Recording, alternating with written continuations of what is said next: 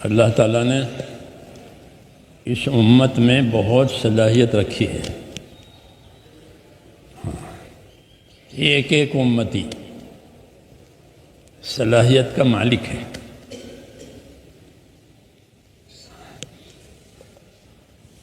نبی یہ چاہتے ہیں کہ ان کی صلاحیتیں جو ہیں امت کی صلاحیتیں حق پر لگیں۔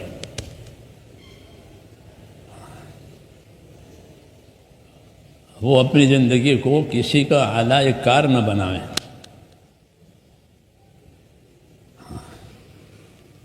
کیونکہ جب آدمی اپنی زندگی کو مقصد پر نہیں لگائے گا تو وہ کسی کا اعلی کار بنے گا یا اپنے نفس کا غلام بنے گا،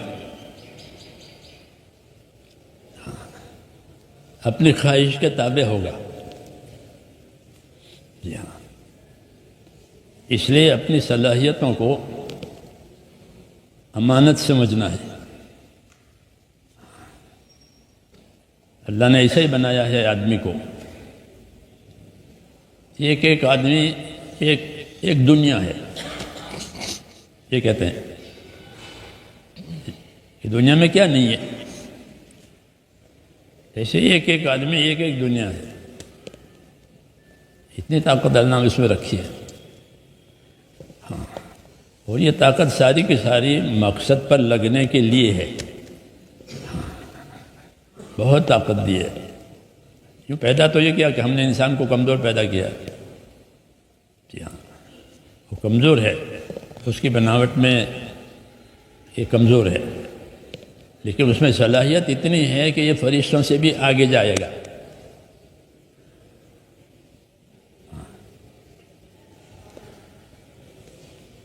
مجھے یہ کہنا ہے کہ نبی کی نظر لوگوں کی صلاحیت پر ہوتی ہے۔ اسے نبی کسی کا دشمن نہیں، وہ نبی سے لوگ دشمنی کریں گے، یہ ہے، اس سے گھبرانا نہیں چاہیے۔ نبی سے، نبی کے کام سے لوگ دشمنی کریں گے ہر زمانے میں، اور صرف انسان نہیں، جن بھی دشمنی کریں گے، یہ ہے۔ وَكَذَلِكَ جَعَلْنَا لِكُلِّ نَبِيٍّ عَدُوًّا مِّنَ الْمُجْرِمِينَ۔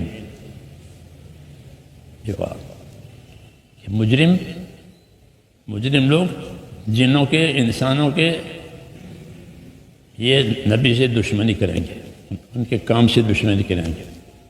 یہ اللہ نے نبی کو بتایا۔ اس لیے دین کے کام سے مخالفت، دین کے کام میں رکاوٹ آنا یہ کوئی نئی بات نہیں ہے، چلی آ رہی ہے۔ ہاں، چلی آ رہی ہے۔ بچپن میں حضور صلی اللہ علیہ وسلم تھے تب آپ کو لوگ قتل کرنے کا سوچ رہے تھے۔ ہاں، کیونکہ ان کو معلوم تھا پہلی کتابوں سے کہ یہ بچہ ہے مگر یہ نبی بنے گا، یہ لکھا ہے۔ تو بچپن سے آپ کو مار ڈالنے پر لوگ پیترے رچتے تھے۔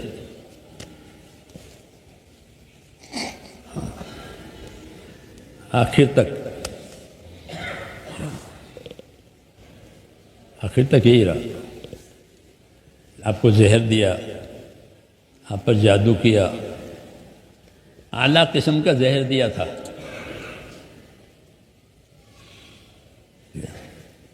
بہت سخت زہر تھا۔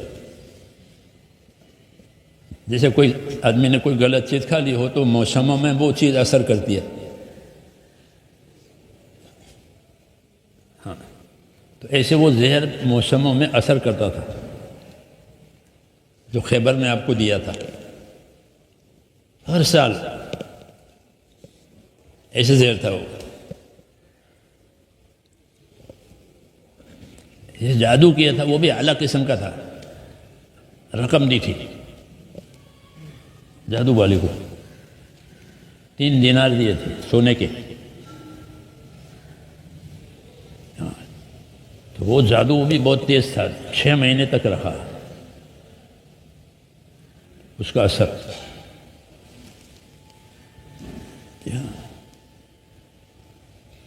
پھر قرآن شریف کی آیتیں اتری، سورہ فلق، سورہ ناس، اور پورا قصہ وہی سے آپ کو بتایا گیا کہ آپ پر جادو ہوا ہے،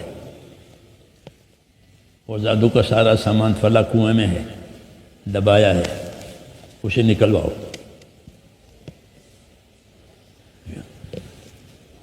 تو یہ میں اس لیے کہہ رہا کہ یہ چیز پرانی ہے۔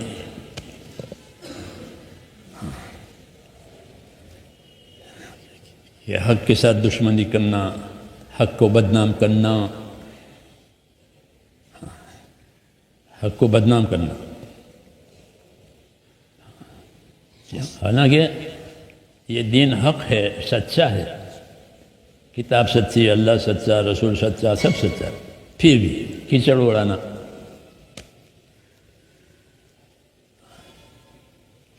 یہ بات ہم کو سمجھائیے تاکہ کام کرنے والے صبر کریں، گھبراویں نہیں، اپنا کام کرتے رہیں۔ کام ہی کام کا علاج ہے، کام کا علاج کام چھوڑنا کام کا علاج نہیں، کام ہی کام کا علاج ہے۔ کہ کام کریں گے تو علاج ہو جائے گا، کہ کام کا علاج ہے۔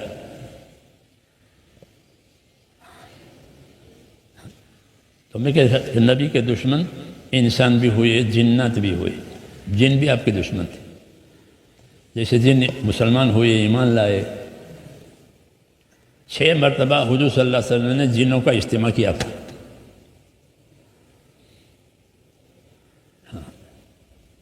ان کے مجمع میں جا کر کے ان کو تبلیغ کی ہے، اسے 6 مرتبہ ہوا تھا،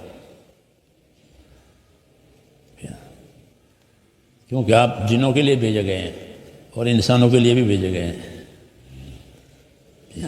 اس لیے جن ایمان لائے تھے، اپنے مسائل بھی لاتے تھے حضور کے پاس، جیسے آپ لوگ مسائل لاتے ہیں، بھئی یہ ہو گیا کیا کریں،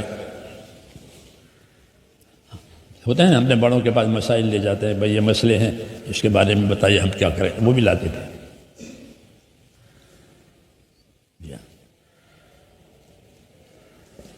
اور ان میں دشمن بھی تھے، جنوں میں دشمنی کرنے والے۔ تو یہ کوئی نئی بات نہیں ہے، ہم اپنے آپ کو اللہ کی طرف متوجہ کریں، یہ ہمارے پاس اس کا علاج ہے۔ ورنہ ہم کتنوں کو جواب دیں گے، کتنوں کے ساتھ الجھیں گے، کتنوں کے ساتھ لڑیں گے، اتنی کو طاقت ہے، اور پھر ان سے لڑنے جائیں تو پھر ہم اپنا کام کب کریں گے؟